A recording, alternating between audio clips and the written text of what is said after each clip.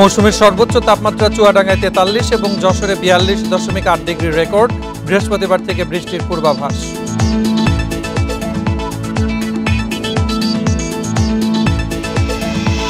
তীব্র গরমে নড়াইলে 15 স্কুল শিক্ষার্থী অসুস্থ, জ্ঞান হারিয়েছে 6 জন। বৃহস্পতিবার পর্যন্ত সব শিক্ষা প্রতিষ্ঠান বন্ধের নির্দেশ হাইকোর্টের।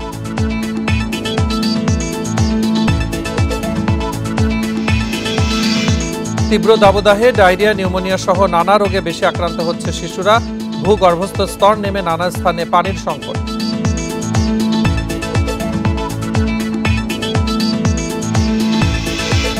নোয়াখালী সোনাইমুড়িতে নতুন গ্যাসকূপ খনন শুরু, প্রতিদিন 1 কোটি ঘনফুট পাওয়ার আশা।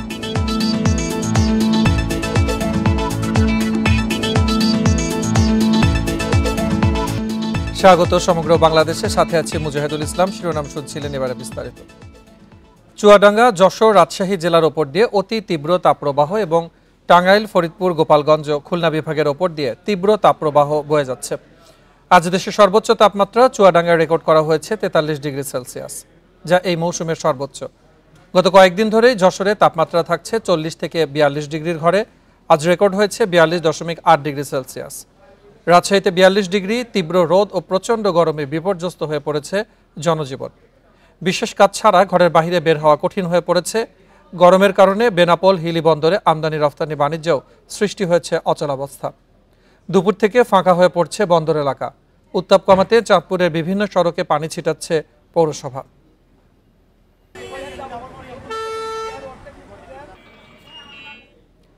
আগামী 2 দিন তাপপ্রবাহ চললেও বৃহস্পতিবার থেকে ঢাকা সহ অনেক জেলায় বৃষ্টির পূর্বাভাস দিয়েছে আবহাওয়া অফিস।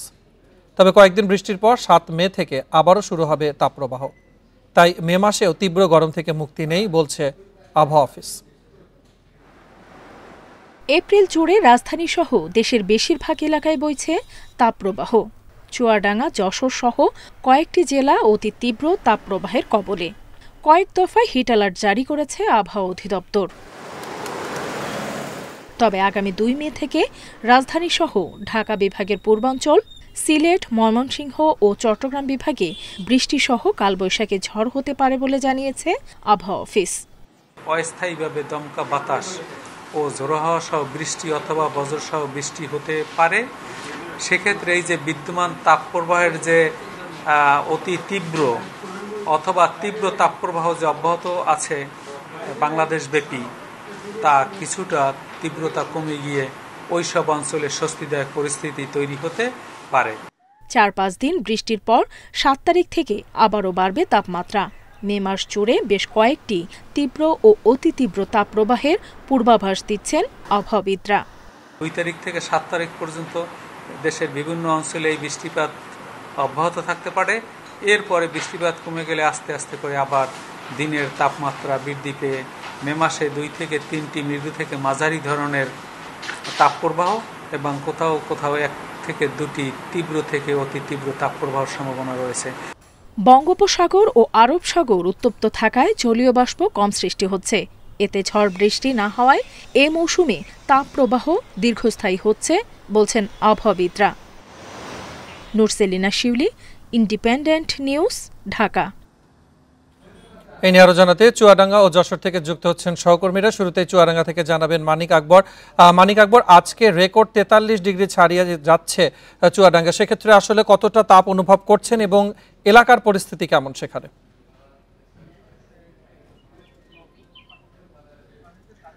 আজকে এমন একটা বৈরী আবহাওয়া, এটা বোঝাই যাচ্ছিল সকাল থেকে, কারণ সকাল 9টার পর থেকে দেখা গিয়েছে একদম ঝাঝালো রোদ। যে রোদের কারণে মানুষ ঘরের বাইরে আসতে পারছে না, ভয় পাচ্ছে। 9টার পর থেকেই মানুষের মধ্যে একটা ভীতি যে রোদের এত তেজ কেন।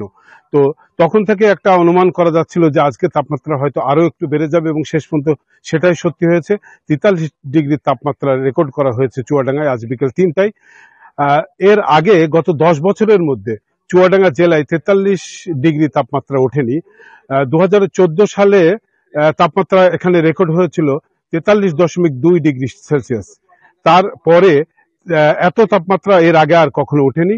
তো এবার চুয়াডাঙ্গা আবহাওয়া অফিস থেকে আগে ভাগেই বলা হয়েছিল, বেশ 3-4 দিন আগেই বলা হয়েছিল যে এবারে যেভাবে তাপমাত্রা এগিয়ে যাচ্ছে, প্রতিদিনই চুয়াডাঙ্গার আবহাওয়া পরিস্থিতি থাকছে তীব্র এবং অতি তীব্র তাপপ্রবাহ। তো যেভাবে শেষের দিকে, এপ্রিলের শেষের দিকে এসে আমরা যেভাবে এগুচ্ছি তাতে অতীতের রেকর্ড ভঙ্গ করতে পারে। তো আমরা অতীতের রেকর্ডের কাছাকাছি চলে এসেছি, অতীতের রেকর্ড ছুঁয়ে ফেলেছি 43 ডিগ্রি, যেটা হচ্ছে আজকে দেশের মধ্যে সর্বোচ্চ তাপমাত্রা। এর আগে গত পরশু দিনও কিন্তু চুয়াডাঙ্গায় ছিল দেশের সর্বোচ্চ তাপমাত্রা, যেটা রেকর্ড হয়েছিল চুয়াডাঙ্গায়। তো চুয়াডাঙ্গার এই বৈরী আবহাওয়ার কারণে কিন্তু সব শ্রেণী পেশার মানুষকেই তীব্র কষ্টে দিন যাপন করতে হচ্ছে। তার কারণ গভীর রাত পর্যন্ত কিন্তু থাকছে ভ্যাপসা গরম। এই গরমের ভিতরে মানুষ ঘুমোতে পারছে না, আর সকাল থেকে সারাটা দিন সন্ধ্যা পর্যন্ত যে তীব্র ঝাঁঝালো রোদ থাকছে, এই রোদে মানুষ স্বাভাবিক কাজকর্ম করতে পারছেন না। আর এইসব কারণেই মানুষ কিন্তু অসুস্থ হয়ে পড়ছে, যার প্রভাব যার চিত্র আমরা দেখছি হাসপাতালগুলোতে। চুয়াডাঙ্গা সদর উপজেলা ছাড়াও জেলার অন্য আরো 3টি হাসপাতালে উপচে পড়া রোগীর ভিড়। বিশেষ করে শিশুরা নিউমোনিয়ায় আক্রান্ত হয়ে হাসপাতালে আসছে, একটু বয়স্করা শ্বাসকষ্টে ভুগছেন এবং সব বয়সের মানুষরা ডায়রিয়ায় আক্রান্ত হয়ে হাসপাতালে আসছে। আজকে আমি চুয়াডাঙ্গা সদর হাসপাতালে গিয়ে দেখেছি যে ডায়রিয়া ওয়ার্ডে উপচে পড়া ভিড় এবং ডায়রিয়া ওয়ার্ডের কক্ষগুলো কানায় কানায় পূর্ণ। তারপরে রোগীর স্থান সংকুলন না হওয়ার কারণে ডায়রিয়া বেশ কিছু আক্রান্ত রোগীকে বাইরের বারান্দায় রাখতে হয়েছে। দোতলায় উঠা সিঁড়ির মুখেও আমি কিছু রোগী থাকতে দেখেছি। আর শিশু ওয়ার্ডেও একই অবস্থা। শিশু ওয়ার্ডে মাত্র 13টি বেড। কর্তৃপক্ষ যেহেতু রোগীর চাপ বেশি, তারা বেড সংখ্যা সম্প্রতি বাড়িয়েছেন, বেড সংখ্যা করা হয়েছে 50টি, কিন্তু তাতেও স্থান সংকুলন হচ্ছে না। তারপরেও বারান্দায় কিছু শিশু রোগীকে রেখে চিকিৎসা দেওয়া হচ্ছে। তো হাসপাতালে যারা আছেন তারাও বলছেন যে হাসপাতালে দেওয়াল পর্যন্ত গরম হয়ে যাচ্ছে রোদের তাপে, যে কারণে মানুষ সুস্থ হওয়ার পরিবর্তে আরো অসুস্থ হচ্ছে এবং মানুষ মনে করছে যে একমাত্র সমাধান অসুস্থ রোগীরা আসলে এই তীব্রতায় তাপমাত্রা তীব্রতায় আরো বেশি অসুস্থ হয়ে যাচ্ছেন। আপনি আরো তথ্য সংগ্রহ করুন, আপনি সাথে থাকবেন। আমরা যাব যশোরে, সেখানকার পরিস্থিতি জানাবেন সহকর্মী জিয়াউল হক। জিয়াউল, যেমনটি আমরা চুয়াডাঙ্গার পরিস্থিতি জানছিলাম যে প্রতিদিনই নিজের রেকর্ড নিজেই ভাঙছে চুয়াডাঙ্গা তাপমাত্রা, যশোরের কেমন পরিস্থিতি দেখছেন এবং এটি আসলে বেনাপোলের আমদানি রপ্তানি বাণিজ্যের ক্ষেত্রে কতটা প্রভাব ফেলছে? দেখুন, মানিক ভাই যেমনটি বলছিলেন, যশোরের চিত্র কিন্তু ঠিক একই রকম। আমরা এর আগে দেখেছিলাম সর্বশেষ যশোরের সর্বোচ্চ তাপমাত্রা যেটি ছিল, রেকর্ড করা হয়েছিল 42.6 ডিগ্রি সেলসিয়াস। এটি কিন্তু চলতি বছরে অর্থাৎ গত সপ্তাহের শনিবার কিন্তু যশোরে এটি রেকর্ড করা হয়েছিল। এর আগে 2014 সালের এপ্রিল মাসেও কিন্তু একই রেকর্ড ছিল, যেটি কিন্তু আজকে আসলে ক্রস করলো। অর্থাৎ সেই দিনও কিন্তু 14 সালে সেই সময় কিন্তু 42.6 ডিগ্রি সেলসিয়াস ছিল, কিন্তু তখন যে বিশ্লেষণটি দেখা গিয়েছে যে তখন কিন্তু আসলে অতি তাপপ্রবাহ মাত্র 3 দিন বিরাজ করেছিল। অর্থাৎ এই 42.6 ডিগ্রি সেলসিয়াস সেটি কিন্তু আসলে দীর্ঘস্থায়ী হয়নি, যেদিন হয়েছে এবং তারপরের ভিতরে কিন্তু সেটি আবার স্বাভাবিক মাত্রায় চলে এসেছে। কিন্তু এবার কিন্তু আমরা ভিন্ন জিনিসটি দেখছি। আমরা কিন্তু দেখেছি টানা প্রায় 14 দিন ধরে কিন্তু যশোরের উপর থেকে তাপপ্রবাহ, অতি তাপপ্রবাহ বয়ে চলছে। অর্থাৎ এই 14 দিনে কিন্তু তাপমাত্রা 40 ডিগ্রি সেলসিয়াসের নিচে নামেনি এবং আজ যেটি সর্বোচ্চ 42.8 ডিগ্রি সেলসিয়াসে এসে দাঁড়িয়েছে। আর বিষয়টি আসলে মানুষকে তো আসলে বের হতেই হচ্ছে, বাহিরে কাজকর্ম করতে হবে, স্বাভাবিকভাবে জীবনযাপনের যে বিষয়টি থাকে সেই প্রভাবটি পাশ কাটিয়ে কিছু মানুষ বাহিরে বের হচ্ছেন, তারা কাজ করছেন যতটুকু আসলে সম্ভব হয়। আর এর প্রভাবটি আসলে শুধু বেনাপোল স্থলবন্দরের বিষয়টি তা কিন্তু না, আসলে সারা যশোর জেলা জুড়েই কিন্তু আমরা দেখেছি কৃষকরা ধান কাটার এই মুহূর্তে কিন্তু তারা আসলে যে ধান কাটতে যাবেন সেটি কিন্তু তাদের পক্ষে সম্ভব হচ্ছে না, অনেকেই অসুস্থ হয়ে পড়ছেন। তাছাড়া অন্যান্য যে সমস্ত পেশাজীবী মানুষ আছেন তারা একান্ত আসলে বাধ্য না হওয়া পর্যন্ত বের হচ্ছেন, এরকমটি কিন্তু আমরা আসলে দেখিনি। আমরা যে সমস্ত রাস্তাঘাট ঘুরেছি যেগুলো অন্যান্য সময়গুলোতে জমজমাট ছিল, সেখানে কিন্তু আমরা একেবারেই দেখেছি যে বেশিরভাগ ক্ষেত্রেই ফাঁকা অবস্থা বিরাজ করছে। তবে একটি জিনিস দেখেছি যে যে কাজগুলো তারা আসলে দিনে সারতে পারছেন না, যখন 4টা-5টা বাজছে, তাপ কিছুটা কমতে শুরু করেছে, 5:30 বাজছে, তখন কিন্তু তারা আস্তে আস্তে বের হচ্ছেন এবং তারা যে কাজকর্ম ওই সময়ের ভেতরে সারা সম্ভব হয় সেটি কিন্তু তারা সেরে নিচ্ছেন। তবে সবকিছু মিলিয়ে আসলে বিরূপ প্রভাব তো আছে। হাসপাতালগুলোতে আমরা দেখেছি যে রোগীদের যে চাপ, মানিক ভাই যেমনটি বলছিলেন চুয়াডাঙ্গার ক্ষেত্রে, যশোরেও কিন্তু একই অবস্থা। যে সিট গুলো আছে, যে শয্যাগুলো আছে, সেখানে কিন্তু আসলে রোগী ধারণ ক্ষমতা এখন নাই। খুব যারা আসলে সিভিয়ার যে ধরনের রোগী আছে তাদেরকেই কিন্তু এই মুহূর্তে হাসপাতালে রাখা হচ্ছে, অন্যদেরকে প্রাথমিক চিকিৎসা দিয়ে বা তাদেরকে অন্যান্য ব্যবস্থাপত্র দিয়ে তাদেরকে কিন্তু আসলে বাড়ি থাকার পরামর্শ দেওয়া হচ্ছে। তো সব মিলিয়ে আসলে আবহাওয়া পরিস্থিতি খুব শীঘ্রই যে উন্নতি হবে এমনটি আসলে আবহাওয়া অধিদপ্তর বলছে না, তারপরেও আসলে মানুষকে চলতে হচ্ছে আসলে জীবন জীবিকার তাগিদে। জিয়াউল হক এবং মানিক আকবর, আপনারাও দুজন যথাযথ সতর্কতা মেনে দায়িত্ব পালন করবেন তেমনটি প্রত্যাশা থাকছে। আপনাদের দুজনকে ধন্যবাদ জানাচ্ছি আমাদের সাথে যোগ দিয়ে বিস্তারিত জানানোর জন্য। তীব্র গরমে নড়াইলে 15 শিক্ষার্থী অসুস্থ হয়ে পড়ে, এর মধ্যে জ্ঞান হারায় 6 জন। দুপুরে লোহাগড়ার ইতনা মাধ্যমিক স্কুল ও কলেজে এই ঘটনা ঘটে। বিদ্যালয় খোলার দ্বিতীয় দিন ক্লাস চলাকালীন 11:30টার দিকে এই ঘটনা ঘটে। ভারপ্রাপ্ত অধ্যক্ষ অনিন্দ্য সরকার জানান, গরমে ষষ্ঠ ও অষ্টম শ্রেণীর 15 শিক্ষার্থী অসুস্থ হয়ে পড়লে তাদের চিকিৎসা দেওয়া হয়। এদিকে বরিশালে তীব্র তাপদাহে Jagadish Saraswat girls school and কলেজে ষষ্ঠ শ্রেণীর 3 শিক্ষার্থী অসুস্থ হয়। পরে অভিভাবক ডেকে তাদের বাড়ি পাঠানো হয়।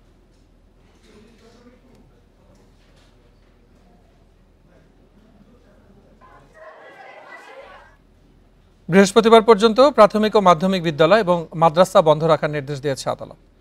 তীব্র তাপপ্রবাহে শিক্ষার্থীদের স্বাস্থ্য সুরক্ষা বিবেচনায় দুপুরে এই নির্দেশনা দেয় হাইকোর্ট। এদিকে কাল খুলনা ও রাজশাহী বিভাগ এবং ঢাকা সহ 9 জেলার স্কুল কলেজ বন্ধ রাখার নির্দেশ দিয়েছে শিক্ষা মন্ত্রণালয়। এছাড়া হাইকোর্টের লিখিত আদেশ পেলে প্রাথমিক বিদ্যালয়ও বন্ধ ঘোষণা করা হবে বলে জানিয়েছেন প্রাথমিক ও গণশিক্ষা মন্ত্রণালয়ের সচিব। এর আগে তীব্র তাপপ্রবাহের কারণে ঢাকা সহ 5 জেলার মাধ্যমিক স্কুল ও কলেজ বন্ধ রাখা হয়, তবে ক্লাস হয়েছে প্রাথমিক বিদ্যালয়। সকাল 8টা থেকে বেলা 11টা পর্যন্ত রাজধানীর বিভিন্ন শিক্ষা প্রতিষ্ঠানে ক্লাস হয়। ঈদের ছুটি ও তীব্র তাপপ্রবাহের কারণে প্রায় 1 মাস বন্ধ থাকার পর রোববার খোলে স্কুল কলেজ। তীব্র গরমে বাড়ছে রোগবালাই, গরমজনিত রোগে বেশি আক্রান্ত হচ্ছে বয়স্ক ও শিশুরা। ডায়রিয়া, নিউমোনিয়া সহ নানা রোগে আক্রান্ত হয়ে খুলনা শিশু হাসপাতালে প্রতিদিনই বাড়ছে রোগী। দেশ জুড়ে চলছে টানা তাপপ্রবাহ। গ্রীষ্মের দাবদাহে বিপর্যস্ত জনজীবন। প্রচণ্ড গরমে অসুস্থ হয়ে পড়ছে মানুষ। বিরূপ আবহাওয়ায় বেশি ভুগছে বয়স্ক ব্যক্তি ও শিশুরা। খুলনার শিশু হাসপাতালে ডায়রিয়া, নিউমোনিয়া আক্রান্ত রোগী বাড়ছে প্রতিদিনই। স্বাভাবিক সময়ে হাসপাতালটির বহির্বিভাগে প্রতিদিন রোগী থাকে 500-র মতো, তবে বর্তমানে তা বেড়ে হয়েছে 700 থেকে 800। আমার বাচ্চার জ্বর হয়েছে, এর জন্য ভর্তি করছি। গরম ঠান্ডা লাগছে তো এই কারণে। এখানে তো ডাক্তার ভর্তি হতে বলছে, এখন বলছে অপেক্ষা করেন, সিট পাইলে পাইবেন। একটা সিটের ব্যবস্থা নাই এই গরমে, কোথায় থাকবো, কি করবো, একটা সিট না হলে কি করে থাকবো। শয্যার চেয়ে রোগী বেশি হয়, অনেককে ফেরত পাঠাতে হচ্ছে। রোগীর চাপ বাড়ায় সেবা দিতে হিমশিম খাচ্ছেন চিকিৎসক নার্সরা। ডেইলি আপনার প্রায় 270টা পেশেন্ট ভর্তি থাকে এবং আমাদের প্রায় 25 থেকে 30টা পেশেন্ট প্রতিদিন ব্যাক করে দিতে হচ্ছে সিট না থাকার কারণে। তারপর আমরা চেষ্টা করছি সর্বোচ্চ চিকিৎসা দিতে। গরমের ধকল থেকে রক্ষায় শিশুদের ঘরে রাখার পাশাপাশি তরল খাবার খাওয়ানোর পরামর্শ দিচ্ছেন চিকিৎসকরা। বাচ্চাদের ঘরে রাখবেন, প্রচুর পরিমাণে তরল খাবার খাওয়াবেন, ফল ফ্রুটস পানি বেশি করে খাওয়াবেন, রেগুলার গোসল করাবেন, পরিষ্কার পরিচ্ছন্ন থাকবেন। 2 সপ্তাহে খুলনা শিশু হাসপাতালে চিকিৎসা নিয়েছে 9000 রোগী। Independent news. তীব্র গরমে চরম পানি সংকটে কুষ্টিয়াবাসী। ভূগর্ভস্থ পানির স্তর নিচে নেমে একদিকে বিকল হয়ে পড়েছে নলকূপ, শুকিয়ে গেছে খালবিল পুকুরও। প্রায় 1 মাস ধরে পানির সংকটে কষ্টে লাখো মানুষ। এমনকি সেচ ব্যাহত হওয়ায় বোরো এবং অন্য ফসলের ফলন বিপর্যয়ের শঙ্কা দেখা দিয়েছে। নাব্যতা কমে মৃতপ্রায় কুষ্টিয়ার পদ্মা গড়াই নদী। শুষ্ক মৌসুমের পর থেকে শাখা নদীগুলোও এখন মরাখাল, নিচে নেমে গেছে ভূগর্ভের পানির স্তরও। এ অবস্থার মাঝে তীব্র দাবদাহ, পানির চাহিদা বেড়েছে কয়েক গুণ। পৌর এলাকার পাশাপাশি গ্রামাঞ্চলেও পানির জোড়ো হাহাকার। নগরবাসী বলছেন, শহরাঞ্চলের কয়েক হাজার নলকূপ অকেজো হয়ে পড়েছে। পানির অভাবে ভোগান্তি চরমে।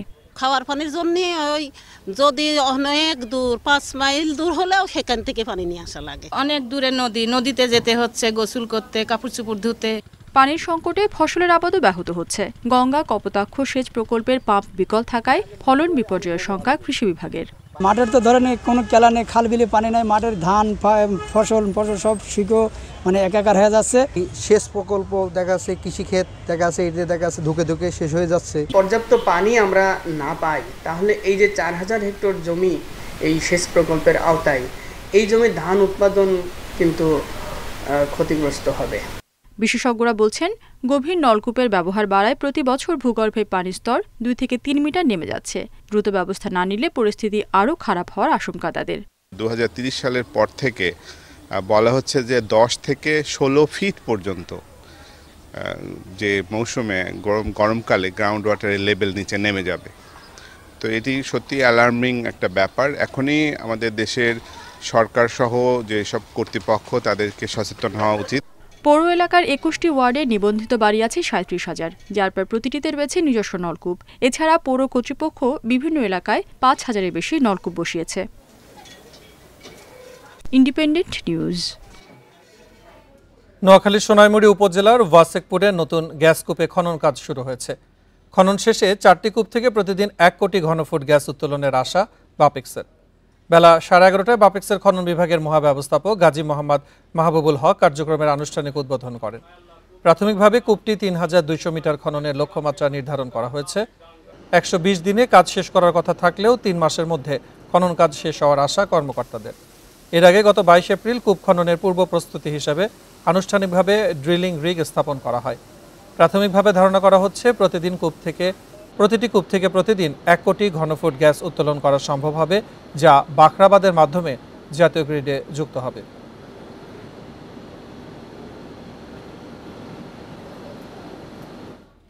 আরো জানাতে নোয়াখালী থেকে যোগ দিচ্ছেন সহকর্মী আবু নাসের। আবু নাসের, এই যে প্রতিদিন 1 কোটি ঘনফুট গ্যাস উত্তোলনের যে কথাটি বলা হচ্ছে, সেটি সার্বিক ব্যবস্থাপনা, প্রস্তুতি এবং কার্যক্রম সেখানে কেমন দেখছেন?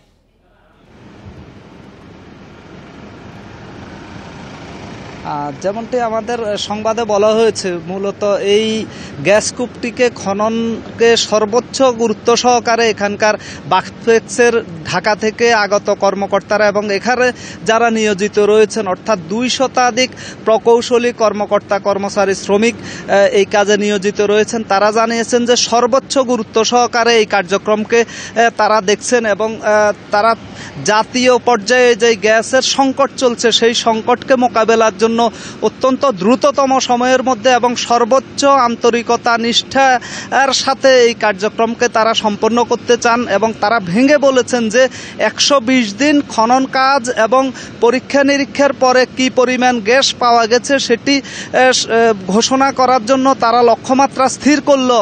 তারা চাচ্ছেন যে 90 দিনের মধ্যেই সব কাজ শেষ করে জাতিকে একটা ভালো খবর দিতে পারবেন বলে তারা আশা করছেন।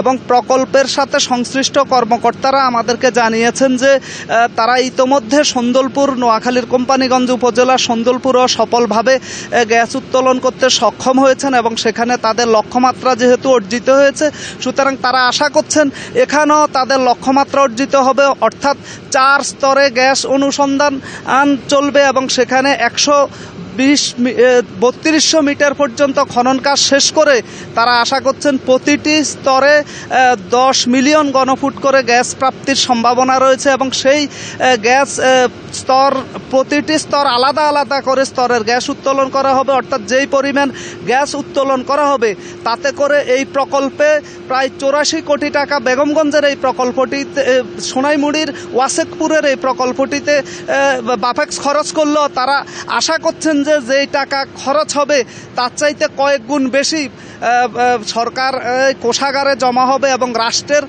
এই টাকা, রাষ্ট্রের ব্যয়ের চাইতে অনেক বেশি আয় হবে এবং এই গ্যাসের মধ্য দিয়ে শিল্পায়নে যেই গ্যাসের সংকট চলছে শিল্প কলকারখানাতে, সেই সংকট মোকাবেলায় বড় ধরনের অবদান রাখবে। আজকে বাপেক্সের ঢাকা থেকে 3 জন মহাব্যবস্থাপক এখানে এসেছেন, তারা এবং বাপেক্সের এখানকার প্রকল্প কর্মকর্তা এই প্রকল্পের আমরাও সফলতা প্রত্যাশা করছি। আপনাকে ধন্যবাদ জানাচ্ছি আমাদের সাথে যোগ দিয়ে বিস্তারিত জানানোর জন্য।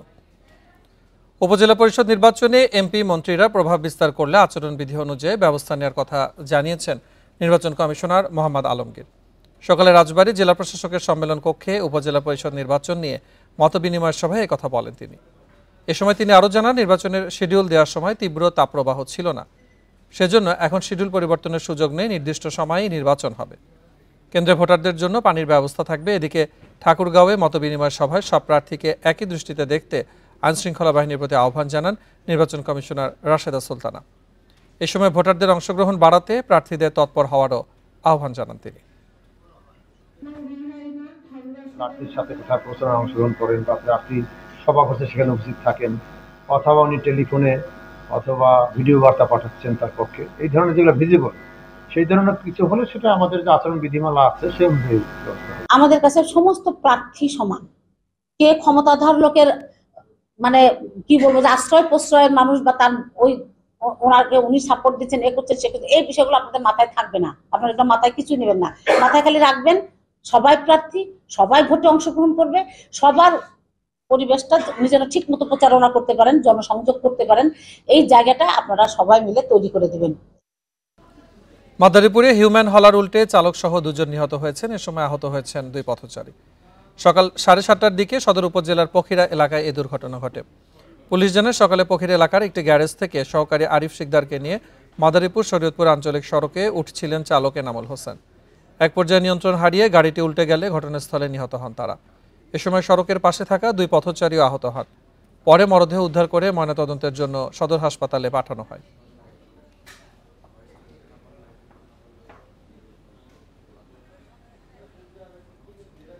জয়পুরহাটে কৃষক আব্দুর রহমান হত্যা মামলায় 22 বছর পর 19 জনের যাবজ্জীবন কারাদণ্ড দিয়েছে আদালত।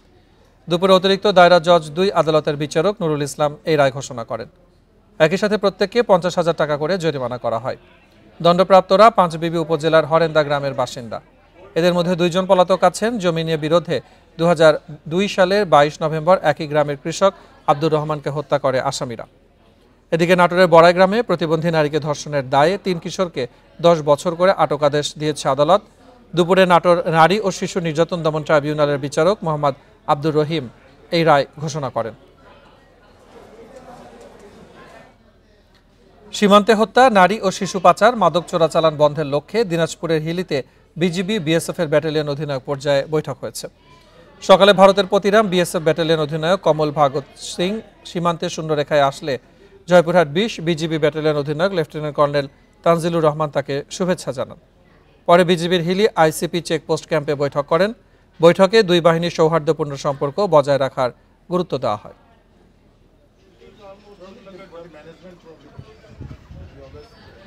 সকল প্রশাসনিক ও একাডেমিক কার্যক্রম বর্জনের ঘোষণা দিয়েছে কুমিল্লা বিশ্ববিদ্যালয় উপাচার্যের অপসারণের দাবিতে আন্দোলনরত শিক্ষক সমিতি। তবে ভর্তি পরীক্ষা এই কর্মসূচির আওতামুক্ত থাকবে। দুপুরে বিশ্ববিদ্যালয়ের শিক্ষক লাউঞ্জে শিক্ষক সমিতির জরুরি সাধারণ সভা শেষে এই সিদ্ধান্তের কথা জানান সমিতির সভাপতি অধ্যাপক ডক্টর মোহাম্মদ আবু তাহের। উপাচার্য ও প্রক্টরকে অপসারণের 1 দফা দাবি আদায় না হওয়া পর্যন্ত আন্দোলনে অনড় থাকার ঘোষণা দেন। জানান, রোববার উপাচার্যের কার্যালয়ের সামনে শিক্ষক নির্যাতনের ঘটনায় সদর দক্ষিণ মডেল থানায় একটি অভিযোগ দায়ের করা হয়েছে। হামলার জন্য উপাচার্য, ট্রেজারার ও প্রক্টরকে দোষারোপ করেছে শিক্ষক সমিতি। যত অনিয়ম দুর্নীতি সবগুলোর সহায়তাকারী এই বিশ্ববিদ্যালয়ের ট্রেজারার। কাজেই এই বিশ্ববিদ্যালয়ের উপাচার্য এবং ট্রেজারারের পদত্যাগ কিংবা সরকার যদি তাকে অপসারণ না করে ততদিন পর্যন্ত শিক্ষকরা কোনো কার্যক্রমে, কোনো প্রশাসনিক একাডেমিক কার্যক্রমে অংশগ্রহণ করবেন না। দিনাজপুরের বিরলের আজিমপুর ইউনিয়ন পরিষদ নির্বাচনে গুলিবিদ্ধ হয়ে মোহাম্মদ আলী নামে এক ব্যক্তির নিহতের ঘটনায় এখনও কোনো মামলা হয়নি, গ্রেফতারও হয়নি কেউ। এলাকায় এখন থমথমে অবস্থা বিরাজ করছে। স্থানীয়রা জানান, নিহত মোহাম্মদ আলীর সাথে এলাকার কারো বিরোধ ছিল না। তার এমন মৃত্যুতে দায়ীদের দ্রুত বিচারের দাবি জানিয়েছেন স্থানীয়রা। গতরাতে বিরল উপজেলা আজিমপুর ইউনিয়ন পরিষদের নির্বাচনে সিঙ্গল হামিদা উচ্চ বিদ্যালয় কেন্দ্রে 2 প্রার্থীর সমর্থকদের ব্যালট বাক্স ছিনতাইকালে সংঘর্ষ বাধে। 60 থেকে 70 রাউন্ড শটগানের গুলি ছুড়ে পুলিশ পরিস্থিতি নিয়ন্ত্রণে আনে। সংঘর্ষে মোহাম্মদ আলী গুলিবিদ্ধ হয়ে নিহত হন।